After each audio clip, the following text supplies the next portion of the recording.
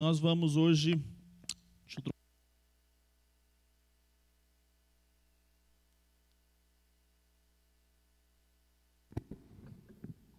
Hoje nós vamos trabalhar o tema da presença do pecado, o que é de fato o pecado, né? E nós vamos, claro, utilizar da palavra de Deus para nós definirmos o pecado. Então, você que traz a sua Bíblia, é importante você trazer a sua Bíblia, mesmo que a sua, às vezes, você tem uma versão lá na sua casa diferente, mas traga, grife, depois você pode ler em casa. Nós utilizamos a Bíblia Nova Almeida e atualizada. Quando você for comprar uma Bíblia, você pode comprar ela na versão que nós utilizamos aqui, a Nova Almeida e atualizada, né? Porque de repente você tem uma versão diferente, você vai comprar uma nova Bíblia, você já compra nessa versão que nós estamos sempre utilizando, tá bom? Então vamos lá, nós vamos estudar a respeito desse tema, que é um tema interessante, o pecado original e as suas consequências. Um certo autor famoso, pastor John MacArthur, diz que hoje nós temos muitos problemas, até mesmo na igreja, para identificar a palavra pecado. Você nota que a sociedade, ela, de fato, produz algumas marcas que, se nós não tomarmos cuidado, ela toma conta da igreja. E por isso que nós temos que ter a palavra de Deus para nos nortear, de maneira onde a palavra de Deus fale e nós acatamos, né? Eu estou vendo aí a irmã do Rodrigo, né? Eu esqueci de cumprimentá-los, né? E também o sobrinho, que coisa boa, sejam bem-vindos, viu? Lá de Belo Horizonte, que coisa boa, mas eles não voltam mais não, viu? Para a dor de vocês, né? A gente fica assim, ó, essa turma Belo Horizontina aí abençoada, que Deus abençoe vocês, viu? Amados irmãos, você já percebeu que hoje prende uma pessoa que atropelou todo mundo, faz um teste lá de bafômetro, dá lá que ele está altamente alcoolizado, mas depois de alguns 2, 3 dias, um bom advogado encontra: olha, esse rapaz tem um problema, ele tem um diagnóstico, né? Aí eles inventam lá, dá um aí. Bom, é depressão, exato, ele tem depressão, ele é imperativo, né? E aí ele pegou o carro, né, descontrolado, e ele saiu e atropelou. É uma tentativa que a sociedade encontrou de colocar numa pessoa que produziu algo que é terrível, mas que há uma tentativa de justificar aquilo que ele produziu. E o que é impressionante é que, naquele contexto que nós sabemos que funciona a justiça dos homens, quem tiver dinheiro e um bom advogado consegue muita coisa, né? Consegue escapar, consegue livrar-se com argumentos como esses, como, por exemplo, um diagnóstico. Lá aparece um CID lá, né? É o CID, que é aquelas iniciais lá de alguma, como é que chama o diagnóstico? Não. É uma doença, né? Definindo. Oi? Aí, ó. Classificação Internacional de Doença. Pronto. Acha lá uma lá e fala assim, encaixa nessa, pronto, né? O pobre, se for roubar alguma coisa, ele é ladrão, né? Essa frase é famosa, né? Se ele for rico, ele é o quê? Cleptomaníaco. Não, você tem um problema aí, que aí com alguma coisa aconteceu. Me esqueci de mencionar aqui agora que me lembrei, o Alex e a Uli, tá vendo? Foi bom eu criar o grupo mesmo. O Alex e a Uli também fazem parte, né, desse grupo para serem recebidos. Oremos pela Uli, ela está na gravidez e está passando momentos, né, da gravidez, no início é mais difícil, né? Nós estamos orando pela Uli e pelo Alex. Notem que tudo isso na sociedade é normal, né? Sociedade é normal, falar assim, não, ele é cleptomaníaco, olha que nome chique, né? Ladrão. Uma vez foi pego um rabino, né, roubando gravatas. Isso é do tempo lá do Rafael, né, na época que ele era adolescente. O rabino foi preso roubando gravatas, né? E aí deram um jeito lá, com certeza não deu nada, né? possivelmente argumentaram que ele, teve alguma situação psicológica. E o que é agravante é que muitas vezes nós, igreja, compramos esse discurso. Nós compramos o discurso de que, não, é uma debilidade da pessoa. E a palavra de Deus, ela não mostra isso. A palavra de Deus, a primeira fala da palavra de Deus é que há o alvo, fazer aquilo que agrada a Deus, e só tem duas opções: agradar a Deus ou desagradar a Deus. Então, o que é impressionante é que a igreja também adotou esse padrão. Presta bem atenção no que eu vou dizer. Eu sou dos primeiros que defendem uma boa terapia. Até se você tiver alguma dúvida, eu posso te indicar uma boa terapeuta cristã. Porque se você for num terapeuta ou numa terapeuta humanista, uma psicóloga humanista, ela vai te arrebentar, possivelmente em todos os níveis, na sua vida pessoal, moral e familiar. Mas eu creio que Deus deu, sim, ferramentas para que o homem, a mulher, a família, a criança sejam acompanhados e assistidos. Mas uma coisa impressionante, hoje nós temos uma facilidade em trazer diagnósticos que a medicina, muitas vezes ainda confusa, estabelece, e nós temos dificuldade, facilidade para diagnósticos humanos e dificuldade para estabelecer. Isso, meu filho, é pecado, é pecado. E antes de você ir para a terapia, antes de você ter um acompanhamento profissional, você que é cristão, nós estamos falando a quem teme a Deus. Quem não teme a Deus não tem nenhum conhecimento do que está acontecendo. Mas quem teme a Deus deve ser confrontado pela palavra do Senhor. E se você é pai, se você é marido, se você é esposa, se você ama essa pessoa, você vai dizer: olha, isso é pecado. Você deve confessar diante do Senhor. E claro, a palavra de Deus vai ser alimento para você, a palavra de Deus vai te dar forças, ela vai te dar graça, renovo.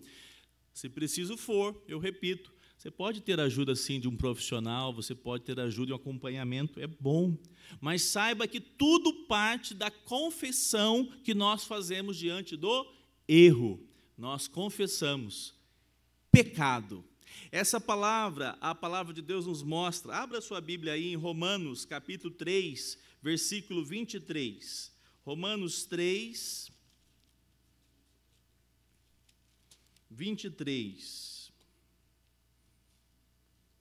Vamos ler juntos? Romanos capítulo 3,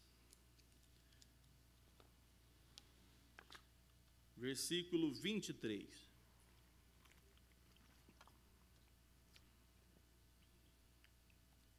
Então diz assim a palavra do Senhor: pois todos pecaram e carecem da glória de Deus. A palavra de Deus nos mostra: todos pecaram. A palavra de Deus também mostra o que é pecado. Abra lá em 1 João, lá no finalzinho da Bíblia, primeira carta do apóstolo João, capítulo 3, 1 João 3. Olha o que diz a palavra do Senhor, versículo 4. 1 João, capítulo 3, verso 4. Vamos juntos mais uma vez. Todo aquele que pratica o pecado também, porque o pecado é... O pecado é, então, a transgressão da lei. O que, de fato, mostra que, então, com isso, nós temos um norte para a nossa caminhada. Ô, Cade, põe um pouquinho mais de grave, está muito agudo, estourando bastante, parecendo que está bem estridente, por favor. Quando nós vamos observar a palavra de Deus, ela é para nós um livro de condução de vida. A palavra de Deus é a revelação de Deus para o homem, para que o homem norteie a sua vida. E a palavra de Deus mostra, inclusive, os acertos e os erros dos homens. Deus deu ao homem a capacidade e a dádiva de ser um homem formado por Deus, e a palavra de Deus diz que ele foi criado à imagem e semelhança de Deus. Tanto é que o homem é distinto de toda a criação. Todos os animais possuem a sua beleza, mas nem os dinossauros. Tem gente que acha que não existiram, né? Mas existiu, viu, gente? Os fósseis, por sinal, tinha que ver alguma coisa boa de Uberaba, né? Além da Gisele, claro, né? Tem que fazer essa observação.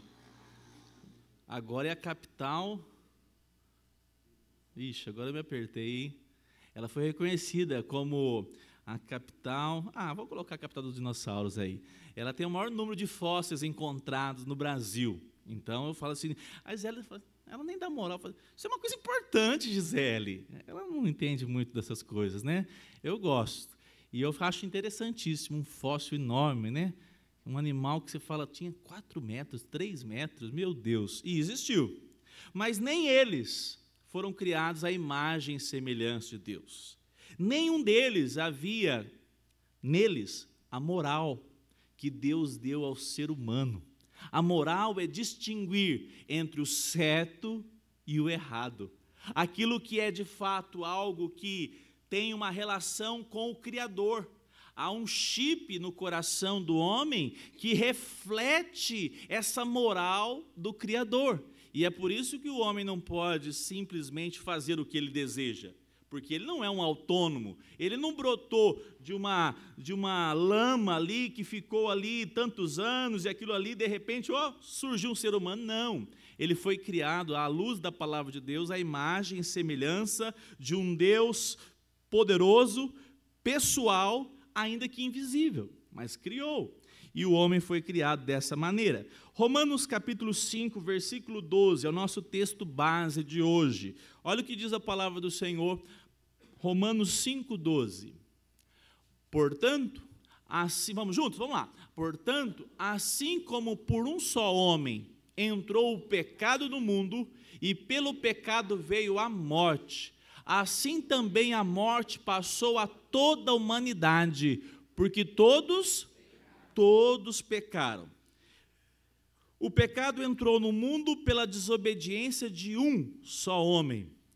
Nós chamamos isso de uma relação onde o homem, que é o representante da raça humana ali, traz uma atitude que faz rebelião. Ele se revolta contra. Aí que muitos acham que pecar contra a lei de Deus é só quando nós pecamos contra o decálogo ou os 10 mandamentos. Quando você lê lá, por exemplo, em 1 João, você pensa assim, então quebrar a lei de Deus é quebrar os mandamentos, os 10 mandamentos, algum daqueles. Sim, não está errado, mas os mandamentos não começaram com Moisés. Os mandamentos começaram da boca de Deus. Foi Deus que disse qual era a lei. Deus que deu a coordenada. É por isso que o pecado é desobedecer o que Deus, Criador, preparou para o homem e para a mulher. Então, notem, isso é importante para nós. E quando isso aconteceu, né? Portanto, se por um só homem entrou o pecado, como surge o pecado? Nós estudamos, inclusive, semana passada, a respeito da providência.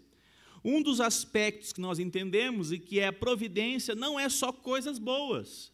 Estava falando com a Cida ontem, do Josivaldo, que vieram de João Pessoa, dizendo, pastor, minha menina chegou aqui, a Laís, logo encontrou um estágio numa empresa boa, ela não estava muito bem, felizinha, estava bem assim, chateada com a mudança, com todo o contexto, e ela ficou feliz em chegar em Uberlândia. E nós estamos aqui há um ano felizes. E agora encontramos a igreja Semear. Agora que nós estamos felizes mesmo. Ela não falou isso, não.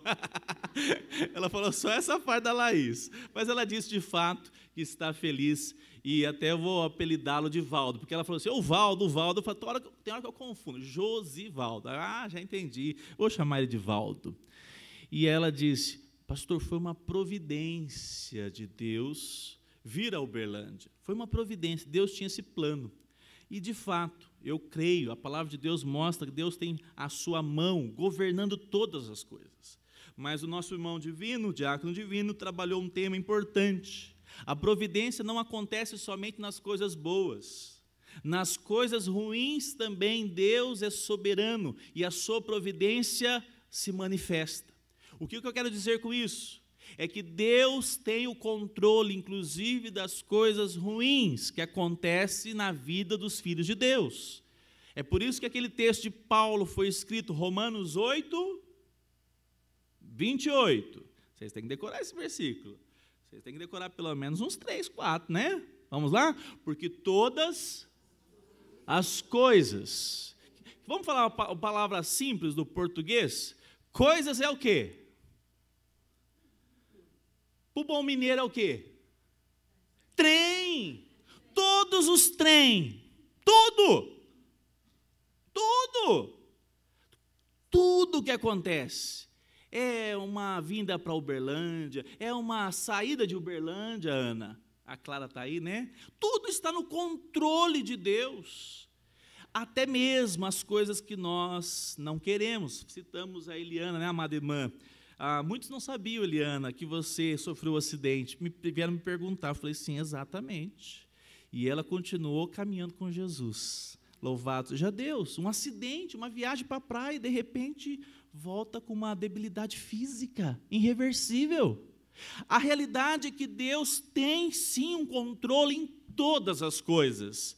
Sabe por quê? Porque todas as coisas cooperam para que você fique muito rico nessa terra. Amém? Coopera para que você seja aquele que é de fato diferente na rua devido aos seus carros importados, é isso?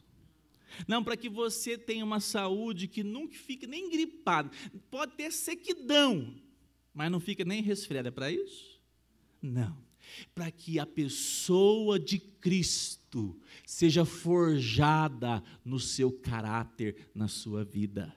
É para isso que esse texto foi escrito. Todas as coisas cooperam para o bem. O que é o bem de um cristão? Um bem é ter um salário bom, é pouco demais isso. O bem é ter uma família, é uma dádiva, mas é pouco.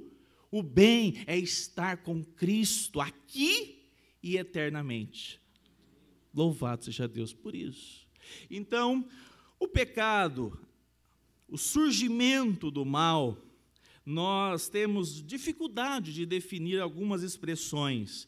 Eu gostei uma, pastor Arival, ele cita a seguinte expressão: concluímos que o pecado não foi uma criação, mas uma origem. Ele se originou no coração de anjos que não guardaram o seu estado original. Deus estava com o controle sobre tudo isso? Sim. Deus havia decretado tudo isso? Sim, porque senão ele não é soberano. Se esses anjos que se rebelaram pudessem deixar Deus surpreso, Deus não era soberano. Percebe isso, Meire? Deus é soberano, mas quem que se revoltou? Quem foi o anjo principal? Na época que ele até um nome bonito, qual é o nome dele? Lúcifer, anjo de luz. Mas de quem é a responsabilidade da revolta? De Lúcifer. Ele é responsável pelos seus atos, e ele produziu uma rebelião, e por meio dele, uma terça parte, foi contaminada com essa rebelião. E o que vai acontecer? Nós temos vários textos, você pode anotar na sua casa lá depois, Ezequiel, leia esse texto na sua casa, Ezequiel 28, de 12 a 18. É o texto que mais retrata essa queda, né? Essa rebelião de Lúcifer, onde o profeta ali vai narrando, e muitos apontam, os estudiosos apontam que é uma relação direta com o contexto ali da rebelião de Lúcifer. Ele era anjo de luz. Mas nós vamos então diretamente para esses efeitos que agora aconteceram a partir de Gênesis 3. Abra sua Bíblia lá em Gênesis 3.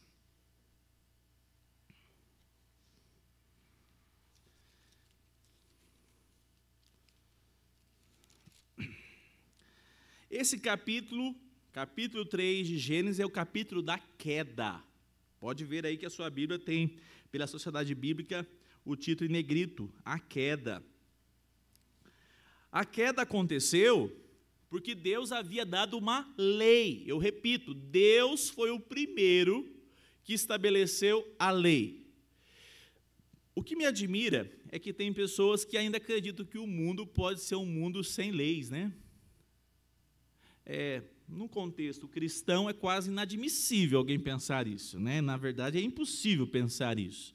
Mas tem alguém que de repente, né, acham que não, a imposição de um professor sobre a criança produz uma, qual que é a palavra que eles gostam? Uma opressão intelectual. Deixa o menino pintar e bordar. É assim que eles pensam. As escolas anarquistas eram assim, né? Engana-se quem pensa que é anarquista, aquele que vem aqui na porta da igreja, aqui não, misericórdia, né? E faz lá ó, o símbolo do, sei lá, qual o símbolo aí, da foice do machado. Da foice do, como é que chama o outro lá, esqueci. Símbolo comunista, gente?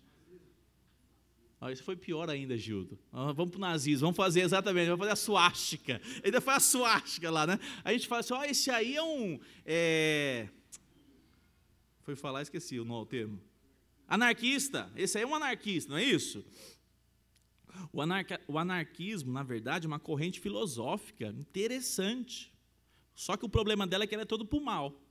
Porque a realidade é que coloca o homem num centro que ele não possui essa centralidade. Porque o problema do homem não é somente a cultura que lhe falta. A cultura é muito importante. É uma tragédia, uma sociedade sem cultura. Mas não é só a cultura. É por isso que essa filosofia anarquista, não tem professor, deixa numa criação, umas escolas aí que tem lá na Suécia, no Canadá, e aí você cria as crianças. Não vai dar certo, sabe por quê? Vai ser, de repente, muito bem formada, mas mesmo assim, vai continuar com as debilidades espirituais.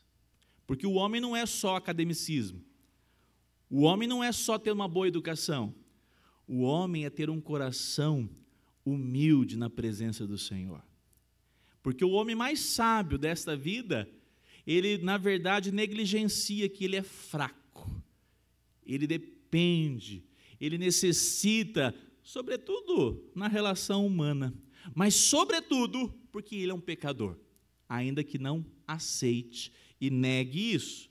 A palavra de Deus mostra que Deus estabeleceu uma lei. Capítulo 2, antes de lermos aí no capítulo 3, versículos 16 e 17. Olha o que diz a palavra do Senhor. E o Senhor Deus ordenou.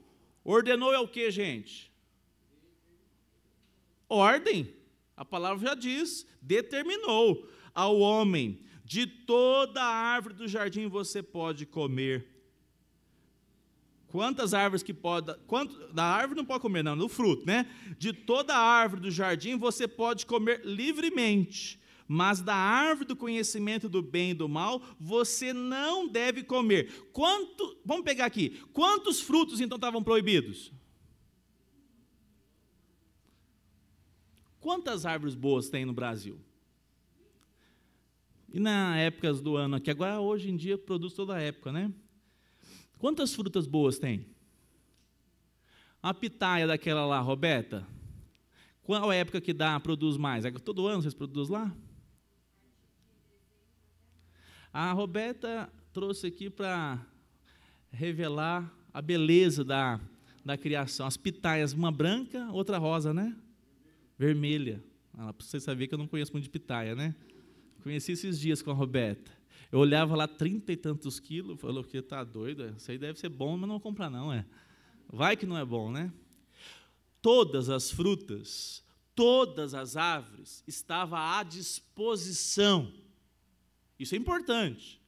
Deus pediu a restrição de uma. De uma. Então agora, notem, o texto diz, porque no dia que dela comer, qual fruto que dela comer? Aqui está proibido. Essa era a ordem. Você certamente morrerá. Por que Deus fez isso? Vamos lá. Eu quero ouvir. Porque escola dominical, eu não quero adiantar sem pensar e refletir.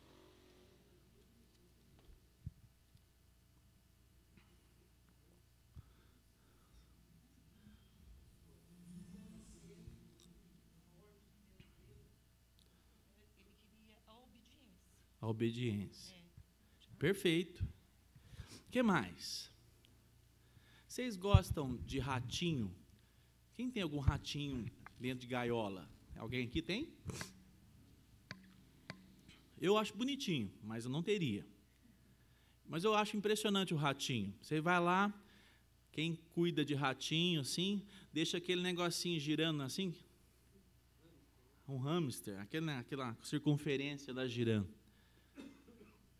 Se tiver esse ratinho por 5 anos, depois de 5 anos, você vai lá na gaiolinha, ele está fazendo o quê com o negócio? Ele não está sentado de óculos lendo um livro, tá?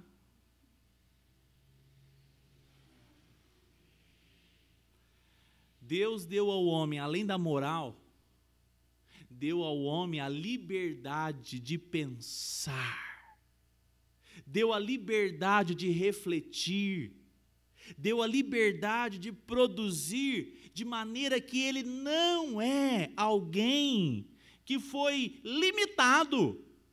Então, você quer ver uma palavra boa para nós pensarmos? Deus deu ao homem o livre-arbítrio. O que seria, então, o livre-arbítrio? Exato, Naínes. Deus deu ao homem a oportunidade, se ele de fato iria obedecer ou ele não iria obedecer, ou seja, desobediência. A partir desse momento, Deus entrega ao ser humano, uma liberdade ao homem, àquele que Deus fez imagem e semelhança, alguém pensante. Deus não produziu um ratinho de laboratório para fazer a mesma coisa.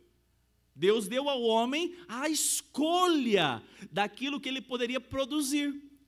E vocês acham assim que foi de uma hora para outra? Eu não consigo jamais pensar assim, ó, Deus deu a ordem hoje, Débora, e amanhã, não, já vamos lá pegar o fruto. É assim que acontece com a gente?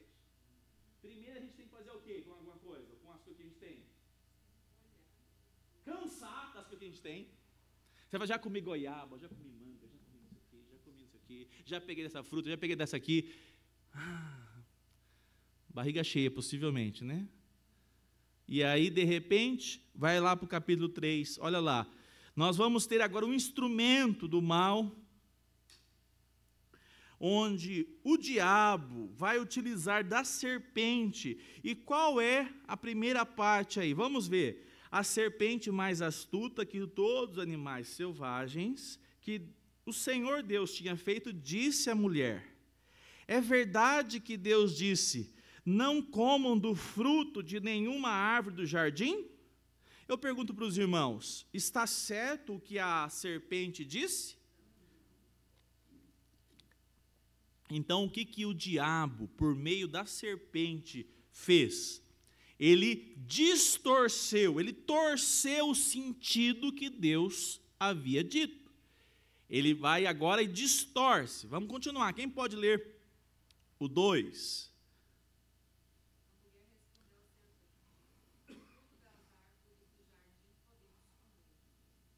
Pode continuar o 3, por favor, Roberto.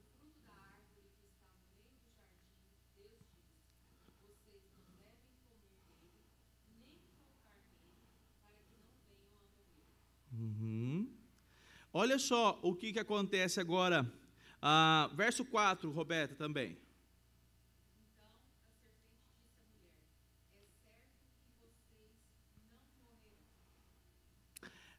Deus disse que, olha só a palavra aqui, o texto que nós lemos, que a Roberta leu. Então a serpente disse à mulher, é certo que vocês... Foi isso que Deus disse? O que Deus falou? Se ele tomasse do fruto, eles iriam morrer. Então notem, Satanás torceu a palavra de Deus, o sentido que Deus tinha trazido à palavra. Satanás também negou a veracidade, certamente não morrerás. E também agora um terceiro aspecto, o diabo inverte, olha só o que ele promete. Quem pode ler agora o versículo 5?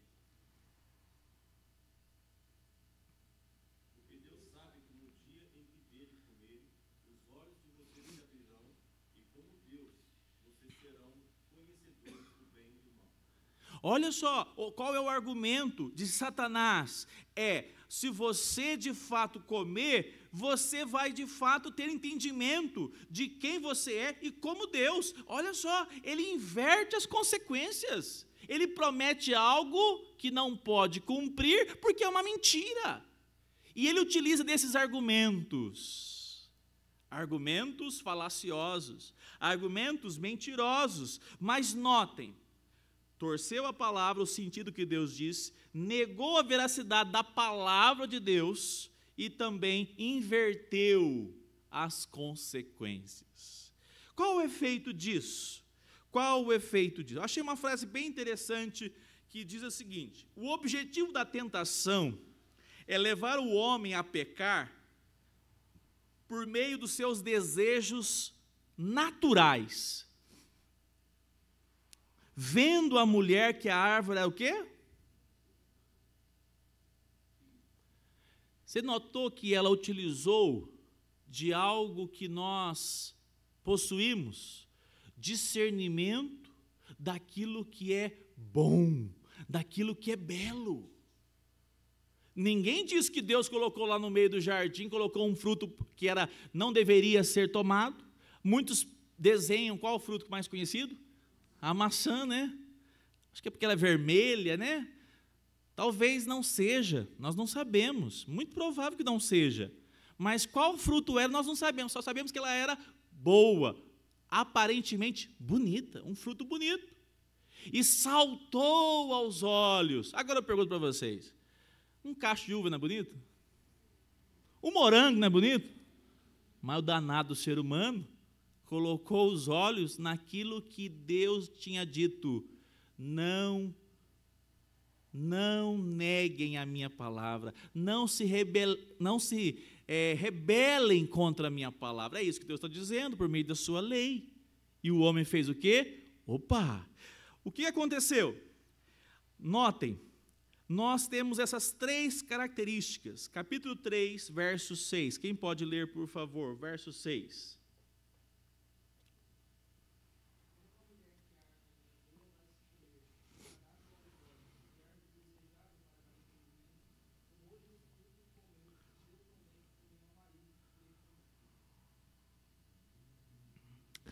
Eu quero que vocês me falem aí, Felipe. Vamos usar o Felipe. Qual é o sentimento que despertou em Eva? Olha, vamos ajudar ele?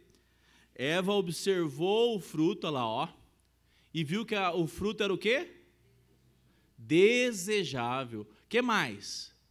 Agradável. Que mais? Agora é a resposta já. Qual é a palavra que nós podemos definir aí, que desperta em nós? Você não fica assim? Esse dia na quinta-feira, no pequeno grupo, eu disse para os irmãos, confessei um pecado lá e eles estão orando por mim. Não sei, mas eu creio que eles estão. Eu disse assim, olha, ultimamente eu vou lá no Leal, eu até contei para o Rogério, para ele, tá vendo? Não estou ajudando muito não, talvez você tropece como seu pastor. E até então eu não caía, mas eu comecei a cair nesse erro. Eu passava despercebido pela prateleira do pudim. Até que eu descobri que o pudim desse miserável, desse supermercado, do lado da minha casa, no dia que faz, é uma maravilha. E aí, toda vez que eu vou no supermercado, eu tenho que falar assim, eu já comi uma essa semana. E toda vez que eu passo, ele brilha. E eu já caí na tentação de fazer, deixa eu ver se a data já vai que está velha, já nem vou pegar mesmo. Aí depois que eu coloquei na mão, o que eu fiz com ele? Nunca que eu voltei para a prateleira, né? Eu não consegui esse domínio próprio ainda. E eu estou lutando, viu? Vocês me ajudem. O que ela quis com o fruto? Ela sentiu o que dentro dela? Desejo, cobiça. Ela falou assim, não, eu não vou simplesmente ir lá e tomar o fruto e pronto, ó. Ela pensou, refletiu, e aquilo foi ganhando espaço aonde? No coração. Agora, interessante, Já que nós estamos falando de pecado original, qual que é o sentido disso, Quirina? Original porque é o primeiro. Mas parece que tem relação com o último. Qual foi o seu último pecado? Não tem relação com o primeiro pecado da raça humana? Não é quando cobiça, ela vem ao nosso coração, ou qualquer coisa salta aos nossos olhos, e a gente fica o quê? Cobiçoso. A palavra do Senhor nos mostra que Cristo Jesus, é por isso que a obra dele é tão importante. Por meio da obra de Cristo, na cruz, ele nos deu o poder de agora dizermos não a essa cobiça. Nem só de pão viverá, eu digo direto isso. Mas não é só para o nosso estômago que nós temos que dizer isso. Nem só daquilo que é material será o meu coração. Mas notem, um segundo aspecto, o desejo então agora de obter, não só cobiçar, mas ela deseja tomar daquele fruto. É agradável aos olhos. Uma palavra que nós usávamos muito, hoje não está usando tanto, é a concupiscência. O desejo do coração humano. O coração humano, ele fervilha um monte de pensamentos. Notem, pastor, mas aqui eles eram o quê? O que eles tinham aqui nessa época? Livre-arbítrio. O que isso então representava para eles ali, Sueli? Que eles podiam fazer o que ali, sobretudo? Escolher. Perfeita palavra. Eles podiam escolher não desagradar a Deus. Eles podiam. Porque eles não tinham ainda neles o quê? O pecado. Porque o pecado não vai ser só um deslize moral. O que as pessoas dizem aí fora? Não, vamos pegar os candidatos aí aos pleitos públicos, eleições. Ah, não, ele nunca matou ninguém. Ele nunca ofendeu a esposa fisicamente, ainda que, de repente, verbal, mas fisicamente não tem nenhum BO contra ele. Não, está ilibado, pode concorrer ao pleito, ser presidente da República. É mais fácil, ultimamente, né? Notem, a palavra de Deus mostra que o pecado não é um deslize moral apenas. É sim deslize moral. Mas, sobretudo, é desobediência a Deus. É isso que é importante nós notarmos. Porque se nós caminharmos assim, não, mas eu só pensei isso dela, mas não tem problema não, todo mundo pensa. Não é assim que nós fazemos? Só eu que faço isso. Não, mas espera aí, esse pensamento está errado. Mas ninguém vai ficar sabendo. Mas eu não faço só porque eu vou ser cobrado socialmente. Eu não faço apenas ou deixo de fazer porque eu não vou ser lembrado e visto. Mas, sobretudo, quem estabeleceu o padrão foi Deus. É por isso que o pecado é mais do que uma situação, uma consequência moral e o efeito. Mas a palavra de Deus então mostra que agora a mulher, ela viu que era também desejável para o entendimento. Não sei, né? Aqui a gente não sabe detalhes, né? Mas um desses três aspectos pegou também o famoso Adão, né? Adão foi levado pela conversa tanto da serpente como da mulher. E é por isso que ele é responsável, que ele deveria fazer o que com a mulher? Cuidar dela, disciplinar, falar, não, toma, você comeu, o que é isso? Vamos lá conversar com o Criador, vamos ver que jeito que ele vai dar, né? Mas ele também sucumbiu. Então, notem, abra sua Bíblia aí em 1 João 2, 16 e 17, por favor. Quem encontrar, me ajude lendo 1 João, capítulo 2,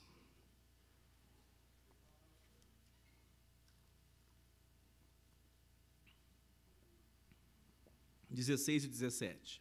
Pode ler, por favor, rapidamente.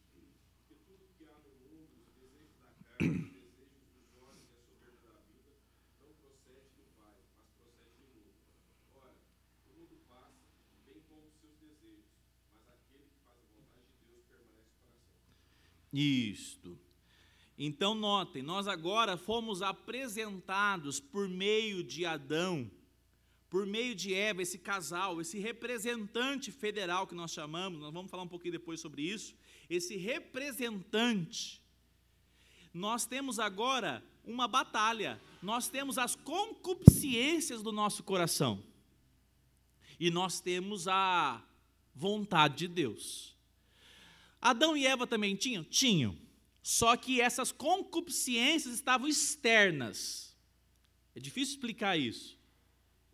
Entendeu ou não? Mais ou menos, né? Quando Adão vai para aquela fruta, o mal está a que lado ainda? De fora. Porque a realidade é que o coração de Adão, o coração de Eva, a mente deles era 100% pura. Eles foram de fato enganados. Não tinha neles essa batalha. Vou dar uma explicação bem simples para você, que hoje você carrega, mesmo quem ama Jesus aqui. Sabe que Ele é Senhor e morreu na cruz, uma morte cruenta, cheia de sangue, para que você fosse justificado. Essa relação hoje, é ou não é difícil para você? Porque você sabe que foi alcançado pela obra de Cristo, e ainda assim, você tropeça no seu coração, muitas vezes com pensamentos, palavras e ações, não é assim? Então essa relação agora está interna, porque o primeiro casal, eles tiveram a decisão, podiam tomar a decisão de não se contaminar daquilo, mas eles o quê? Tropeçaram, e a partir dali agora, o pecado representa esses pensamentos ruins que nós muitas vezes nem queremos fazer. Paulo disse, olha, aquilo que eu quero, não faço, mas aquilo que eu não desejo, está sempre diante de mim, porque é uma relação agora contaminada pelo pecado. Uma das consequências, a principal consequência, nós temos aí para esse casal, né? O capítulo 3 vai nos mostrar essa consequência. Eu vou direto a alguns versículos que nos mostra, capítulo 3, versículo 14 e 15. Quem pode rapidamente ler, por favor? Na tela, por favor, vocês ajudam, por favor, me lendo, por favor.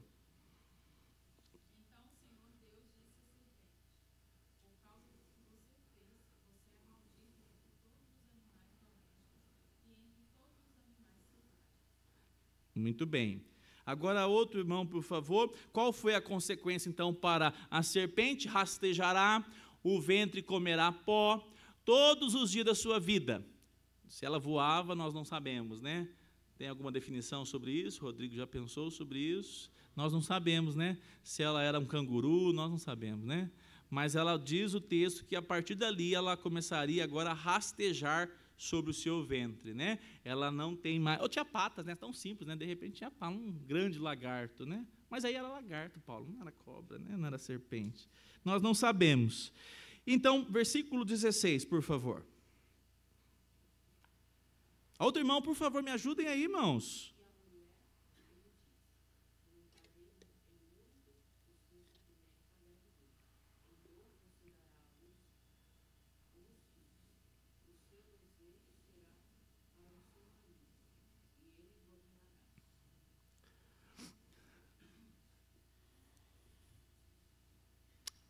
Falo ou não falo? Falo. Vamos chamar as feministas aqui e vamos ter uma conversa bíblica. Elas não vão querer, né? Porque nosso pressuposto é a palavra de Deus. Mas alguma mulher diria assim, ah, não. A dor do parto eu aguento, mas ser governado pelo marido, não. A dor do parto eu passo, mas ser governada pelo marido, não. Lá em casa sou eu que dou as ordens. Eu sei porque o pecado está também em você, né? Está em nós. Diz o texto que a dor agora é uma consequência desse erro. O pecado trouxe consequências.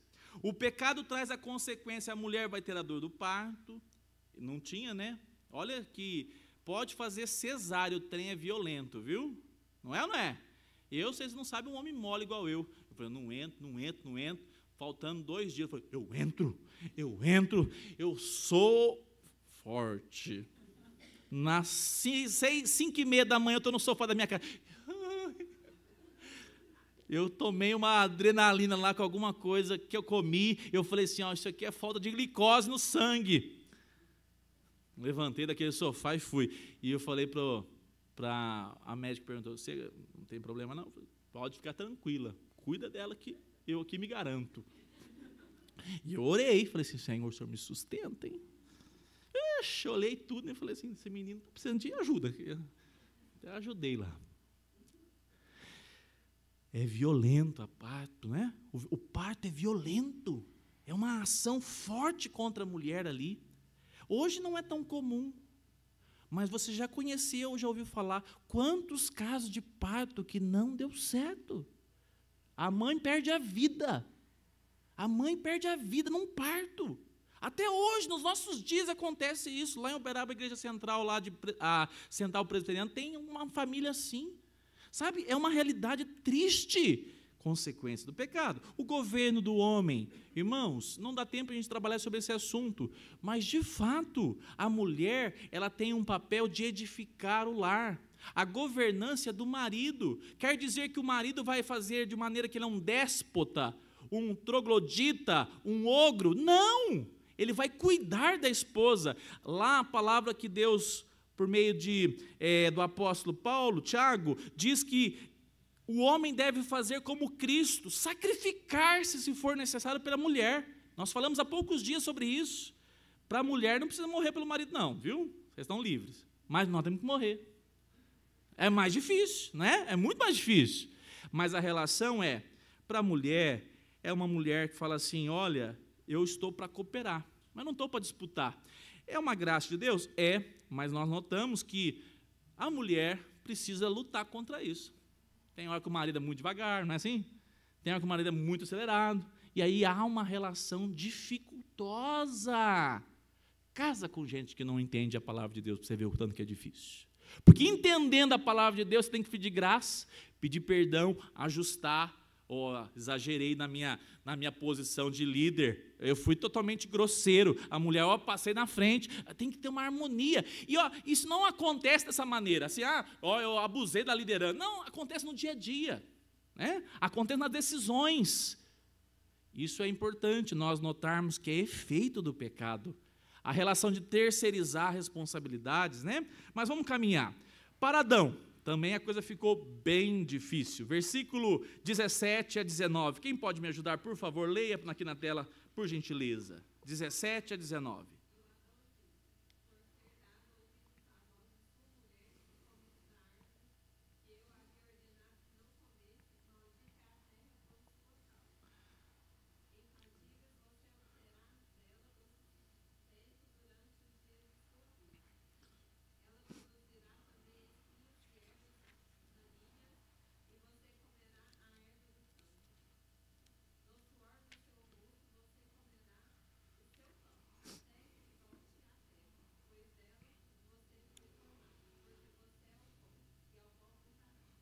Exatamente. Então, qual foi a consequência? Agora Adão vai ter que suar. O suor do rosto será presente no trabalho. Essa relação agora ela é para o homem, que é o provedor, porque a mulher ela pode prover, mas não é responsabilidade dela. Tem a Angelina aqui, né? Louvado seja Deus, a Angelina sustenta a família. Louvado seja Deus pela Angelina. Mas a família onde tem o marido é responsável. O marido não pode ficar lá, não está desempregado, mas está tudo bem. Não. Como diz o ditado, nem que for fazer qualquer serviço para sustentar aquela família. Ele não vai bater na porta do outro lá e falar assim, eu estou meio resfriado, faz já uns 40 dias, e eu não estou conseguindo trabalhar, me ajuda aí. Não, ele vai atrás, ele trabalha doente se for preciso, porque é dele a responsabilidade. E o texto vai dizer que é com suor. Pode perceber, mudou do campo, veio para a cidade, Rodrigo. Eu acho que às vezes no campo cansava menos. Porque lá o cabra tinha o serviço, terminava o dia, deitava e dormia das 7 da noite até 5 da manhã. E agora na cidade? Você fica lá em casa, mas será que vai dar certo aquele negócio? Será que o caminhão vai voltar? Será que o fulano vai fazer? Será que a empresa vai fazer? Não é assim? O homem, será que vai dar tudo certo? Eu convivi com meu pai, tadinho. Meu pai, eu repito, eu tenho muitas críticas, que louvado seja Deus, quando Cristo alcançou ele, fez um novo homem. Mas uma coisa que eu sempre admirava no meu pai, um homem dedicado no trabalho. Eu trabalhava com vendas, 30 e tantos anos com venda, era sempre assim, será que vai atingir a meta para ganhar a premiação, senão vai faltar dinheiro, senão, será que vai mandar embora o mês que vem? Era aquela apreensão, até a gente ficava apreensivos. E eu falava assim, meu Deus, deve ser difícil demais sustentar uma família. E não é assim nos nossos dias? A apreensão, tudo isso, consequência direta do pecado, uma relação difícil do sustento. Então, ainda não chegamos no pior resultado do pecado. Notem agora, nós vamos pegar aqui o que Jesus, estabeleceu. Nós temos a relação, ou melhor, o que Deus estabeleceu. Deus disse assim para Adão e Eva, certamente, vocês pegarem, certamente vai acontecer o quê? Morrerás. Vocês morrerão. E o que aconteceu? Morreram de fato. Mas eles saíram dali e foram caminhar a vida deles.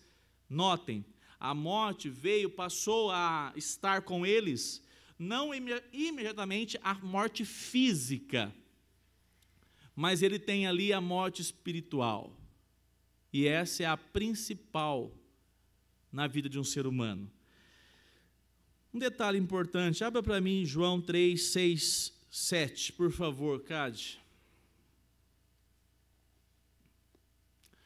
O que é nascido da carne é carne, o que é nascido do Espírito é Espírito. Não fique admirado por eu dizer, vocês precisam nascer o quê? De novo. A partir desse homem, Adão, ele agora é o representante. O texto que nós lemos lá em Romanos agora há pouco, diz assim, por meio de um só homem, veio o quê? O pecado. Mas notem, a palavra de Deus diz que agora, texto, versículo 7, por favor, nós precisamos nascer de novo, porque todos agora possuem a natureza carnal. O que significa natureza carnal? Nós temos duas naturezas, a carnal e a espiritual. Nós nos tornamos, em Adão, carnais. O casamento de Adão e Eva, antes da queda, era como? Excelente, perfeito, melhor palavra. Pós-queda, já começou a triunfar lá. E os filhos? Como é que era a harmonia no lar? Perfeita.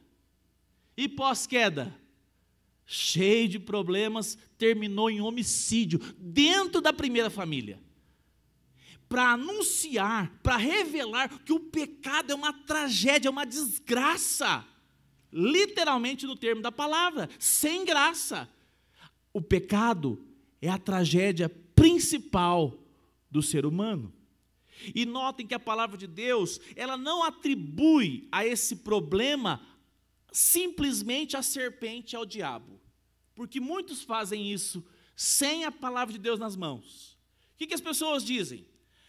Juscelia está lá concordando comigo, ela vai trabalhar, e aí ela, olha, eu não vou não, começa a mentir lá, começa a inventar história, aí ela volta uma semana depois, porque é o seguinte, essa semana passada o diabo tentou contra mim, e eu fiquei lá com uma preguiça gigantesca, e não quis trabalhar. O diabo é safado, não é, patroa?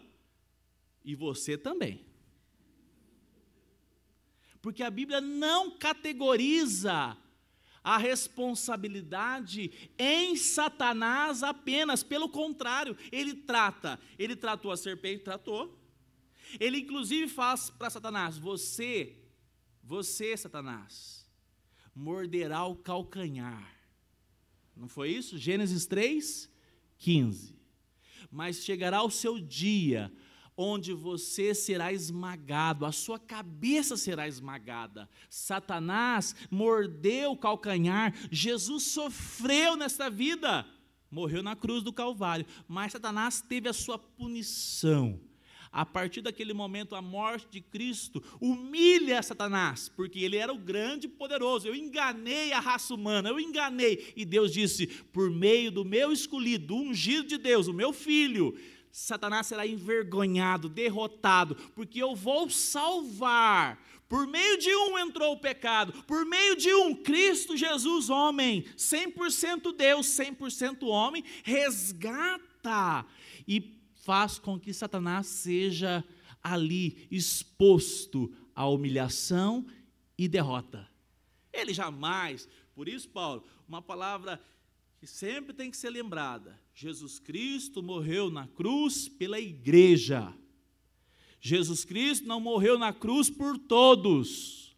Jesus Cristo morreu pelos seus. É claro, é isso que a palavra de Deus mostra. Porque senão ela é em vão para alguns, não, outros não querem. Para todos aqueles que o Senhor escolheu, chamou, Cristo foi eficazmente moído na cruz.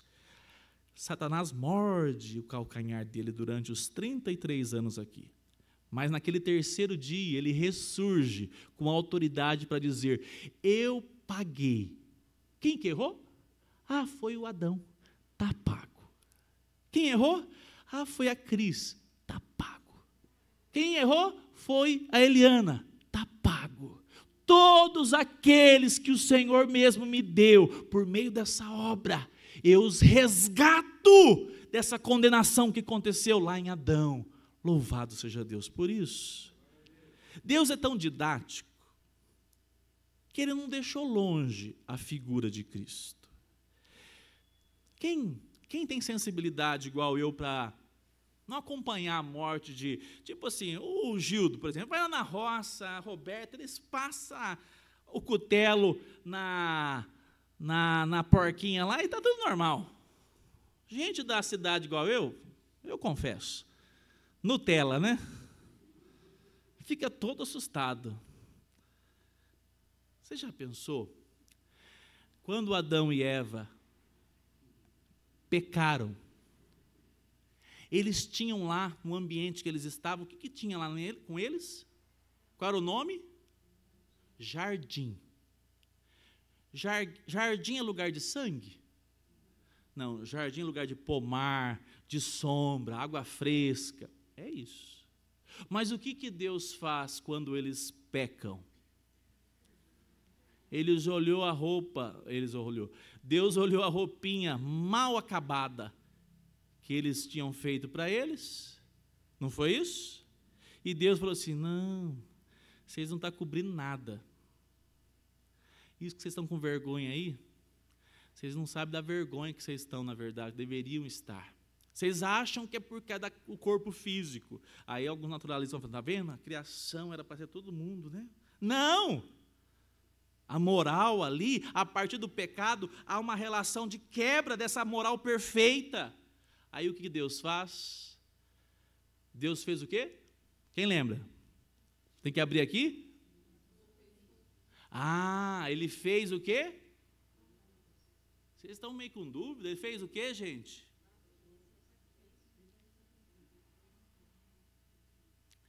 Cobriu o primeiro casal com a pele de um animal. Mas é muito bonito isso, né? Nossa, fez o primeiro vestido de couro. Você já pensou a cena? Foi na frente deles. Imagina a cena, não sei como é que Deus fez. Botou o cutelo lá, não sei como é que ele fez. Espedaçou o animal e eles viram a primeira morte. A primeira morte, eles nunca tinham visto morte na frente deles. E eles perceberam o inocente morrendo pelos culpados, o sangue derramado e uma roupa produzida para aquele primeiro casal. Um apontamento para aquilo que Deus faria, não para cobrir apenas a veste, a relação física do ser humano, mas uma relação que aponta para Cristo, onde Cristo, que foi apontado por meio dessa morte cruenta, derramamento de sangue, que apontava para o Cordeiro de Deus, que tira o pecado do mundo, tira o pecado sobre aqueles que confessam o seu nome. A partir dali, a relação agora é que o homem está morto espiritualmente. A morte espiritual, qual é o reflexo na vida de um homem, de uma mulher que está morto espiritualmente? Sem escolha. O que acontece com ele? Qual é a falta de discernimento que ele tem? Ele não consegue enxergar quê? O quê? Quem?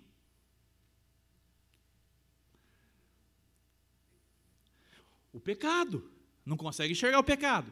Também não consegue enxergar quem? Acabei de dizer aqui, contei toda essa história. Cristo na cruz. Cristo é para ser lembrado na Páscoa e no Natal. Cristo é alguém que morreu lá atrás. É muito bonita a história, mas não é salvador da sua vida, porque ele não tem discernimento que de fato ele é um pecador. Essa cena, ela não é bonita. A morte de Cristo, a morte aquele primeiro animal cobrindo o primeiro casal, é uma relação cruenta, terrível. Um sangue de um justo na cruz. Mas para muitos, é um fato histórico. Para outros, traz profundo quebrantamento e nos humilha, dizendo: Senhor, eu sou um miserável pecador, eu não mereço o teu favor, e o Senhor vem sobre a minha vida com graça. Porque eu, Senhor, até então, eu era um morto espiritualmente. Eu não tinha discernimento de nada, eu não sabia o que era desagradá-lo, eu muito menos sabia como agradá-lo. Eu achava que com as minhas boas obras, não é assim?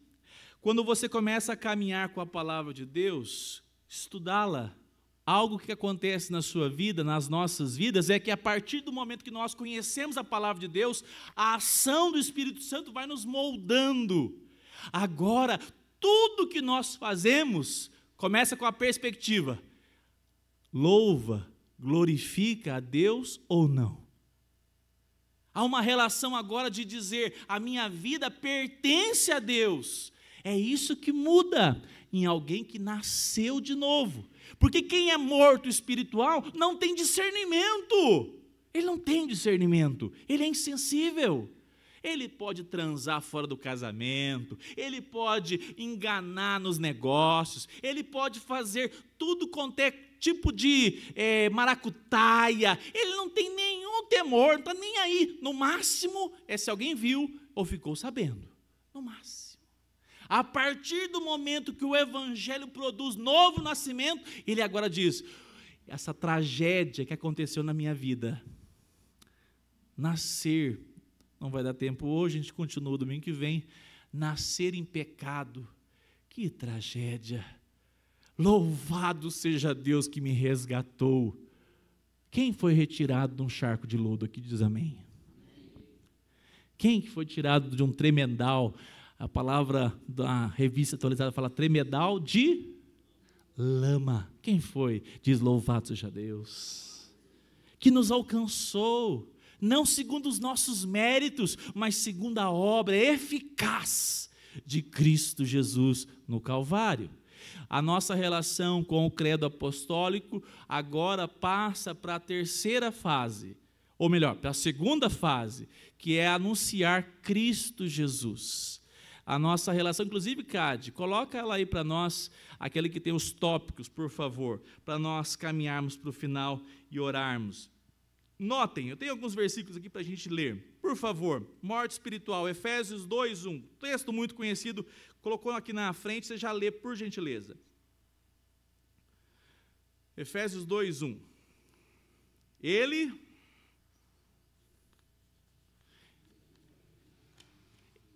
Pode ler, Kleber, por favor. Ele viveu a vida quando vocês estavam mortos em suas transgressões e pecados. A morte, nós vamos falar da morte física, mas a morte física não é a principal. A morte física, todos nós passaremos, a não ser que o Senhor Jesus venha buscar a sua igreja. Mas se não, em decorrência da atitude, dos erros cometidos ali pelo primeiro casal, a morte física virá sobre nós. Mas nós, agora, em Cristo, o texto diz, Ele quem? Cristo, lhes deu vida. A vida é a reconexão. A conexão havia sido quebrada quando o pecado acontece, mas agora em Cristo é reconectado. Você é reconectada para caminhar de maneira que agora o seu coração foi aberto para entender o que agrada e o que desagrada ao Senhor. Louvado seja Deus por isso. Quando Cristo vem, cumpre na cruz a obra da redenção, a relação do pecado original, o primeiro pecado que trouxe tanta desgraça, é resolvido por meio da obra satisfatória. A morte também eterna, nós temos que falar dela. 2 Coríntios 4,16. 2 Coríntios 4,16, por favor, outro irmão, leia para nós.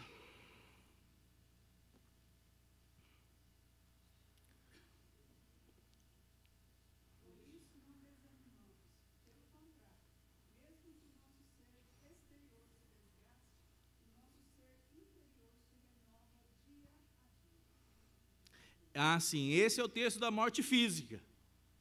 Porque o nosso corpo está aqui passando os anos, está ficando cada vez melhor? Não, pior. É a consequência do pecado, né? A gente vai ficando mais velho, envelhecendo. Mas agora nós temos em Cristo essa esperança. O nosso interior, quem é o nosso interior? A nossa alma. A nossa vida não é somente de um corpo físico, mas nós estamos na expectativa de vivermos eternamente na presença do nosso Deus, por meio de um corpo que não será como esse agora, corrompido, desgastado e sendo desgastado. Apocalipse 2,11, por favor, e João 8,51. Vou ler o Evangelho de João 8,51.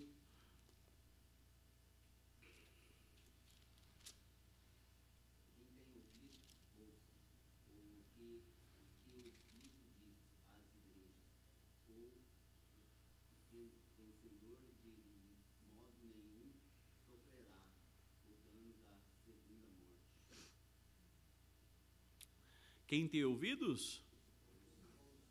Que quem tem assim, essa pecinha aqui? É só ter uma audição boa? Seria isso? Mas, então o que é? Se não é justamente a mensagem do Evangelho. A palavra do Senhor nos mostra que essa mensagem é para trazer em nós uma nova vida, novo nascimento. A partir do momento que nós ouvimos a mensagem do Evangelho, e aí eu tenho que terminar dizendo sobre isso. Por que hoje não se chama pecado de pecado? É porque nos púlpitos das igrejas não se fala pecado, não se fala sobre esse tema. Hoje se fala a respeito de tantos temas interessantes, né? Como ficar mais próspero, né? Como ter a vida resolvida dentro do casamento. Tema importante, hein? Casamento é importante? Claro que é. Como criar bem os filhos? Que tema essencial. É ou não é? Claro que é. Mas esse não é o foco. Esse não é o centro da palavra de Deus. O centro da palavra de Deus é trazer o pecador ao arrependimento. Porque se você tiver um marido que se arrependa pelo poder do Espírito Santo, ele será um marido melhor. Se você tiver uma filha que se arrepende, um filho que se arrepende da produção pecaminosa do seu coração, você terá uma filha que de fato teve um coração transformado pelo poder do Evangelho. Porque o Evangelho produz em nós quebrantamento. O Evangelho faz de nós aqueles que têm consciência que nós precisamos de salvação. E o texto que eu quero ler, João capítulo 8, versículo 51, diz assim, 8:51, em verdade lhes digo, que se alguém guardar a minha palavra, não verá a morte eternamente, ou morte eterna. Uma das consequências que nós temos por meio de Adão é a morte eterna. E a morte eterna, ela já aponta, ela é uma morte onde a separação de Deus, ela será para sempre. E isso é importantíssimo, porque tem muitas pessoas que acham que vão para um lugar melhor, que vão estar com Deus, sem reconhecer que são pecadoras.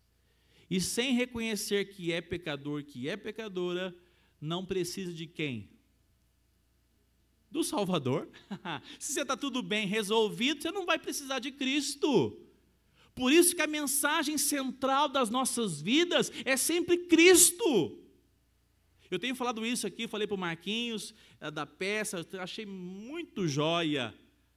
Eu quero trabalhar com os professores da escola dominical, os seus meninos. Vocês têm meninos que estão lá agora na sala da escola dominical? Tem? Eles vão ser treinados, esses professores, para que toda a mensagem termine sempre em quem? Em Jacó. É isso? Jacó é o the best. Não, mas esse aí, Jacó, é meio ruinzinho mesmo, né? Vamos pegar um melhorzinho. É em Paulo, o apóstolo Paulo, é isso? Não, tem que estar focado em Cristo. Porque quando você fala de Cristo, você está apontando o justo, morrendo pelos injustos. E você chama o quê? A confissão. Aí não serão todos. Com a graça de Deus, no tempo ao tempo, eu creio nisso. A palavra de Deus diz, eu e minha casa, eu creio nisso. Mas você precisa, viu papai? Viu mamãe? Quantos anos ele tem? Ah não, ele tem só 3 aninhos. Não tem pecado nenhum nele. Domingo que vem você não pode faltar. Ele é puro aos nossos olhos como homem. Mas dentro dele já há o quê? O pecado. E você precisa apontar a história de Cristo, para que ele diga assim, de fato, mamãe, Jesus Cristo morreu por mim, e eu sou falho mesmo. É essa confissão, com todas as histórias bíblicas que você contar, tem que afunilar e apontar assim. É assim que nós temos que ser como igreja, as salas das crianças sempre apontando para Cristo, e a necessidade de confissão que Jesus Cristo é o Senhor das nossas vidas, morreu em nosso lugar, e sem Ele não há esperança para nós. A igreja só é edificada se ela troca os valores morais pela centralidade na pessoa de Cristo Jesus. Cristo Jesus vai produzir moralidade, Cristo Jesus vai produzir pessoas com moral, cívica, tudo que a gente considera importante, mas a partir da confissão que somos pecadores e precisamos da graça do Senhor Jesus. Vamos ficar em pé para nós orarmos?